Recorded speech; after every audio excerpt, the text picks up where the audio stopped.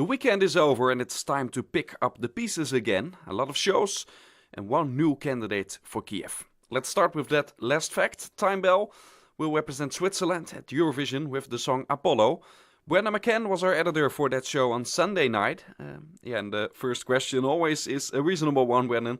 Did the right song win in the end? This year, I think they definitely did choose the right song. But to be fair, I think it was quite a poor selection in general. But there were a few standout songs. Timebelle definitely had the best song in terms of the best chance of qualifying. Is it a top 10 place in the Eurovision stage? Probably not. But I think this is definitely a good step in the right direction, especially considering last year's entry for them. You could say it's a good song and it's being delivered well. But the problem with Switzerland in the last couple of years was that their songs didn't make that impact, enough impact to qualify. Will they do better this time in that region? They'll definitely do better, but the issue again is, does the song have enough impact? And this time, it's a step in the right direction, but it's definitely not enough to warrant a revival for Switzerland in the Eurovision Song Contest. But I'm optimistic about their progress, and with the right staging, the song could help stand out, but it really will depend on its placing and whether vocals and staging will work in the end. Will the way Switzerland is selecting their entry the last couple of years, will that perhaps need a change to do better at Eurovision? I think it will depend on if Timebelle are successful or not. If they are successful, they might decide to continue the format. But in general, I think it's time for a revival to the Switzerland. The online voting worked, but the jury members just really didn't seem to be optimistic about choosing anyone non-Swiss into the contest. And sometimes some of their best entries have been non-Swiss competitors. For example, Celine Dion. What was the show like? Is it something that's big in Switzerland? Could you tell that? It seemed big, but at the same time, it was similar production costs to UK. But at the same time, the staging I think, was better than UK. But the overall show quality somewhat matched UK. So maybe it's just there's not that much demand for it. But I think they did a good show, and they seem to be showing some sort of interest in it regardless. They're in the big semi-final, in the second one. So that's also something that's perhaps going to be tough on them again. No, absolutely. Ideally, they should perform last. And if you're going to put them beside two big power ballads, then I think it'll just be fading out of the viewer's mind. But if they put them last, it could be a nice end to the second semi-final before we run up to the final. A couple of strong nations also in their semi-final, including Romania. They make their comeback, and several other nations, of course, that are strong based on their past results. Is that something that could work against them? It could work against them, but here's the funny thing about Romania. Romania's big favourite right now is Yodel It. And it seems with Timbelle's main singer being Romanian that perhaps the two countries are completely doing the polar opposite switch this year. It'd be really interesting to see how those dynamics work, especially in the second half of the second semi-final. So that's something that indeed could help Switzerland, the fact that Romania is in there. But if Romania do choose Yodel It, it might just take the focus away from it, especially for it being an upbeat song. But it will be interesting to see on the night anyways. That's very interesting. We will continue that as Romania will begin their search for Eurovision in a couple of weeks as well. Thank you, Brendan. No problem. Thank you, Dennis. In Hungary, the first heats have been done and we're now in the semi-final stage. A couple of familiar names are still in the running, including Andrei Calais-Sanders and his band. Gigi Radic said her name as one of the main candidates to win Adal this year with her song See It Through. Lithuania is already in the second phase of their long pre-selection. Gytis Ivanauskas was the winner of the show of this weekend, but some big guns like Sasha Shan, Mia and Aiste Pilvelite have to perform next week together in the same show. In their neighbor country Latvia, we saw a small surprise as Edgars Krailus has been eliminated in Supernova. He was the winner of the Spotify streaming ranking, but it was not enough to advance to the next stage. Ukraine is also having a couple of sessions to pick the successor of Jamala, the winner in Stockholm, of course. Our own Sadie Trent is an Ukraine spec expert and has covered the show for us this weekend. Sadie, have we already seen perhaps the next Jamala for Ukraine? I think possibly. Tayana, who qualified top last night, had a song which people instantly liked. At every forum I watched on STB, on Eureka Parashi, everywhere I was looking, people were saying, vote for her, vote for her. Her song had a strong vocal chorus, just like 1944. The song had a slow tempo, like 1944. So if anything, I think she has the strongest advantage. But I think it's a shame that some people at the moment have such a negative outlook on Ukraine at the moment. Otherwise, this song would do very well, but it's highly unlikely she would win. I think, if anything, she would play similar to what Zlata Ognievich placed, and place maybe second or third, but she wouldn't place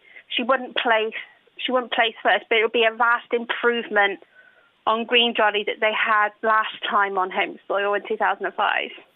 Yeah, do you think they also want to win again? Because so far it's a bit of a struggle hosting Eurovision thus far. I think they will want to win again, because obviously, I know we don't want to bring politics into it, but obviously with the bad last couple of years that Ukraine had, with Maidan and with their ex-president doing a run to Russia, I think Ukraine want to show themselves in a pro-European positive light. So I think winning something like Eurovision, again, maybe on home soil, would not only surprise the viewers and people, I know it would surprise people like Ruslana, Jamal and people like that, but it would show them again in a positive light. And I think they would do everything possible to host a second time round. But I think, as much as I am a pro-supporter of Ukraine, I don't think it would happen. It was just the first show, but already a very long evening. Ukraine started the night from all the countries that had their shows on Saturday, and they also closed off the evening. Next, they had an outage about 15 minutes into the show. So by the time Ukraine had finished the first part of their show, all the performances in Melody Festivalen were just starting. So I had time to finish watching the performances in Ukraine, then switch over to Melody Festivalen, see all 7 performances and their voting sequence, and switch back to Ukraine. So I must have done so much switching channels last night. It was horrendous, but I think people had a good laugh, and I told them I was doing it. Is it something that makes the EBU nervous, perhaps, these technical problems, if you can speak of that in Ukraine? Well, I think it would actually, because STB are one of the major media partners for 2017, so I think, yes, it would make them nervous, but I think 2017, the Eurovision will be fine, because they'll have what they need, and they're bringing in all the experts in from Sweden, from Germany, so I think that they'll have the technical background for what they need, whereas this show solely was just Ukraine and Ukraine on their own, whereas Eurovision in May is going to be Ukraine with help from people like Germany, Sweden, and other people like that. So, yeah, I think, it might make them a bit nervous, but obviously there was 2 channels that were broadcasted it last night. So if they're going to do that, that might be an idea for them in May to have it broadcast on STB and on UA Parity. So just in case anything does go wrong, they've got the fallback. Yeah. So about the show, about the system Ukraine is using to pick their next entry, they have this jury with people like Ruslana sitting in there. They have done a good job at representing Ukraine at the Eurovision in the past. Is it a good strategy that they will now comment on perhaps the next artist that will represent them?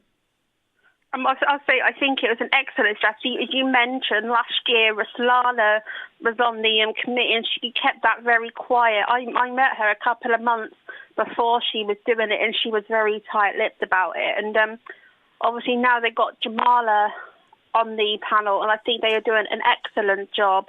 But I would have rather have had someone else replace Andrei Danilko, because he made some really bad comments about Eurovision in Ukraine a while back, saying it was trashy and tacky. But yet his outfit last night and going back to last year's show, it doesn't look like he was making that much of an effort. So I think, it does work if you have the right people. But I know my comment's going to be controversial, but I don't think he should be on the panel. I think maybe replace him with Jamala and keep Ruslana, or if Ruslana wanted to go, maybe replace her with someone else.